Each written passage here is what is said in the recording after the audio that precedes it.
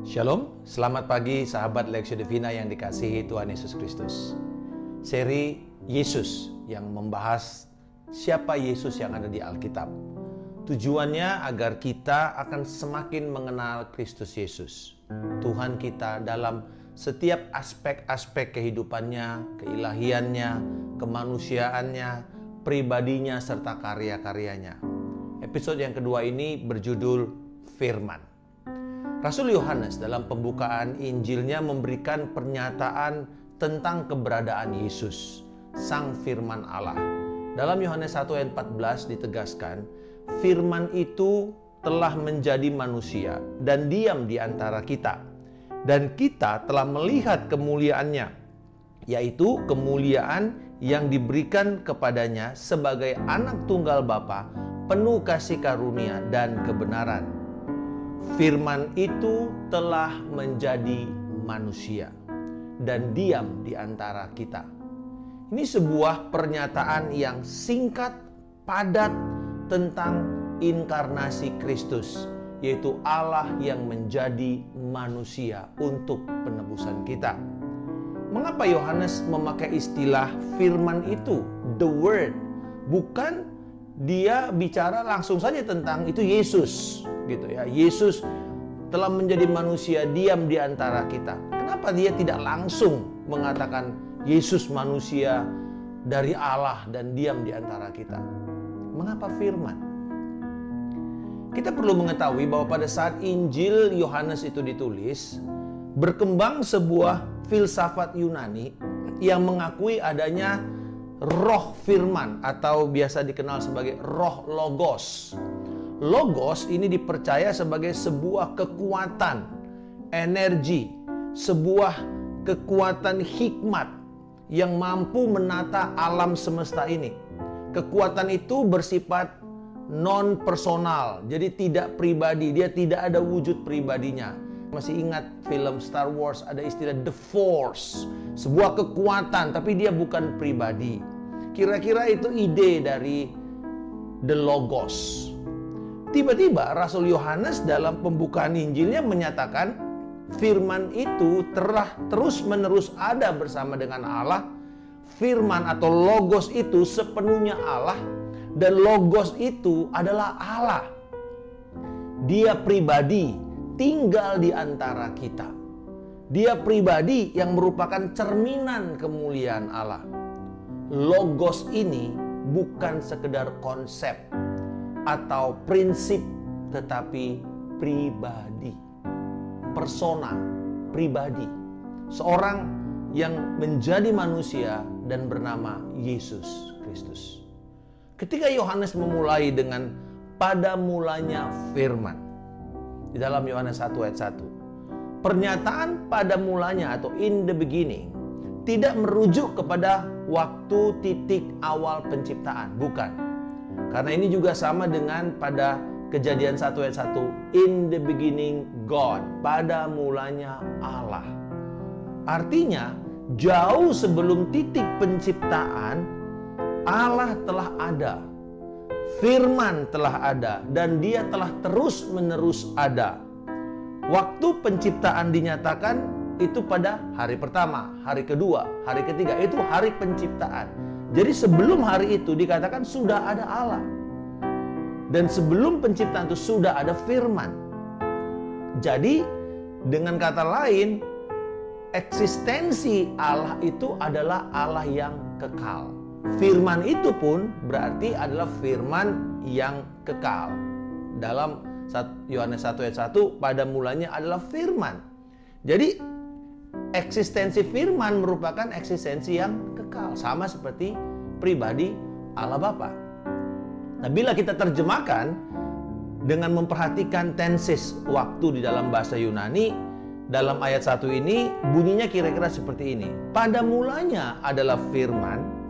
Firman itu telah terus-menerus ada bersama dengan Allah, dan firman itu sepenuhnya adalah Allah. Menariknya, pernyataan ini diulang lagi di dalam ayat yang kedua. Ia pada mulanya bersama-sama dengan Allah. Pernyataan ini menjadikan sebuah bukti bahwa firman itu kekal adanya. Tetapi firman itu berbeda dengan pribadi Allah Bapa. Jadi di sini kita bisa melihat ada pribadi kedua dari Tritunggal yang bersama dengan Allah dalam proses penciptaan. Firman itu bersama-sama dengan Allah. Ia pada mulanya bersama-sama dengan Allah. Jadi ada sebuah perbedaan personal di sini. Lalu kemudian dalam ayat yang ketiga dikatakan, segala sesuatu dijadikan oleh Dia, dan tanpa Dia tidak ada sesuatu pun yang telah jadi dari segala yang telah dijadikan. Artinya, Dia, firman itu adalah pencipta, dan hanya Allah saja yang tidak diciptakan. Jadi firman yang adalah Yesus bukanlah sebuah ciptaan. Dia pencipta. Karena dikatakan segala sesuatu dijadikan oleh Dia, oleh firman itu, oleh pribadinya. Di dalam ayat yang keempat dilanjutkan, dalam Dia ada hidup, dan hidup itu adalah terang manusia. Yesus, firman, dan Allah adalah hidup. Bukan hanya firman itu hidup, tetapi dikatakan Dia sumber kehidupan. Dia sumber kehidupan. Kata hidup yang dipakai di dalam ayat ini bukan kata bios yang mengacu kepada kehidupan biologis atau kehidupan fisik. Tetapi dia memakai kata zoe.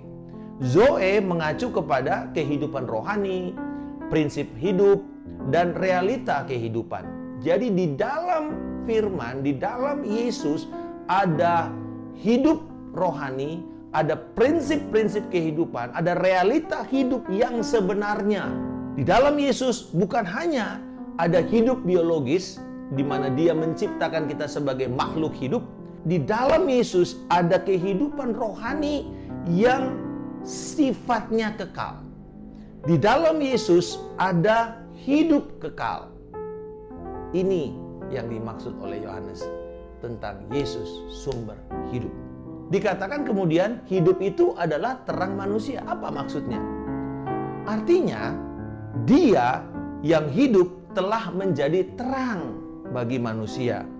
Yesus menjadi terang karena kehadirannya akan menyingkapkan apa yang selama ini gelap bagi manusia. Yakni Yesus datang menyingkapkan keberadaan Allah kepada manusia. Dia ingin menyatakan siapa Allah dan bagaimana kita bisa memiliki relasi pribadi dengan Allah yang kemudian akan berdampak kepada kekekalan nantinya. Di ayat 5 dikatakan tujuan daripada terang itu dijelaskan di sini. Terang itu bercahaya di dalam kegelapan dan kegelapan itu tidak menguasainya. Yesus Kristus datang ke dunia yang gelap yang telah dikuasai oleh dosa ini untuk menerangi dan membawa pewahyuan, membawa penyataan tentang Allah kepada manusia. Dan juga sekaligus Ia datang mengalahkan kegelapan itu dengan mematahkan segala kuasa dosa dan maut melalui karya penebusannya di kayu salib. Dan kemudian Dia bangkit dari antara orang mati sehingga sengat dosa yaitu maut telah dipatahkan dan kita bisa beroleh hidup yang sesungguhnya di dalam Kristus. Dan dikatakan kegelapan itu tidak bisa mengalahkan terang, tetapi sebaliknya Yesus telah mengalahkan kegelapan dan dosa. Hari ini sudah semakin jelas dan semakin tegas bahwa Yesus Kristus, firman Allah yang kekal dan menjadi sumber hidup yang kekal, datang dan memberikan hidup kepada setiap orang yang mau diterangi hatinya dan mau melihat dengan mata batinnya kemuliaan Allah dan memberikan kemenangan kepada mereka yang percaya.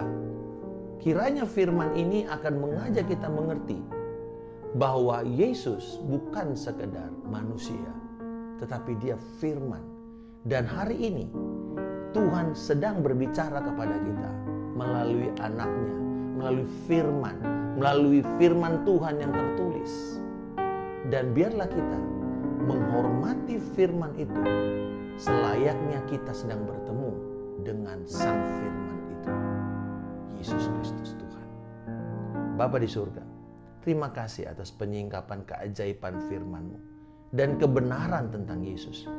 Firman Allah yang hidup. Tolonglah aku Tuhan untuk meyakininya dengan sepenuh hati dan membagikan keyakinanku ini kepada mereka yang belum mendapatkan kebenaran ini. Di dalam nama Tuhan Yesus Kristus, aku telah berdoa dan mengucap syukur. Haleluya. Amin. Salam kemenangan. Saya Pendeta Markus Simanjuntak.